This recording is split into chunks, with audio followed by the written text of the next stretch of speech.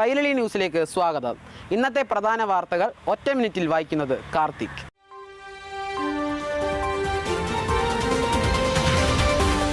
₹10,000 കോടി മെമ്പർ സഞ്ചരിച്ച ബസ് ഇന്ന് മ്യൂസിയത്തിലേക്ക്. ഗതാഗത നിയമത്തിൽ മാറ്റം. ഇനി വർഷത്തിൽ ഒരാൾക്ക് മാത്രം ലൈസൻസ്. CID മൂസയുടെ രണ്ടാം ഭാഗം 2050 ഏപ്രിലോടെ റിലീസ് ചെയ്യുന്നു. കുത്തിയിട്ടിരുന്ന റോബോട്ടിനെ അതിക്രൂരമായി പീഡിപ്പിച്ച കേസിൽ പ്രതി കണ്ണൻ പിടിയിൽ.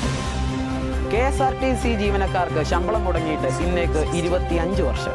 തൃശൂർ പൂരത്തിൽ വടക്കുംനാഥിന്റെ ചിത്രം കാണിച്ചതിന്റെ പേരിൽ കേരള പോലീസ് പൂരം നിർത്തിവെച്ചു. കാമുകനായ റോബോട്ടിനെ വിവാഹം ചെയ്യുവാൻ വേണ്ടി സ്വന്തം കുഞ്ഞിനെ തലക്കടിച്ചു കൊന്ന് യുവതി. ഈ വർഷത്തെ IPL ധോണിയുടെ അവസാന സീസൺ ആകുമെന്ന് അഭ്യൂഹങ്ങൾ. ഡെഫിനറ്റ്ലി നോട്ട് എന്ന വാർത്തയ്ക്കായി ആരാധകർ. ഈ സാല കപ്പ് നന്ദേ എന്ന് വീണ്ടും RCB ആരാധകർ. RCBയുടെ കോച്ചായി വിരാട് കോഹ്ലിയുടെ മകൻ ചുമതലയേറ്റു.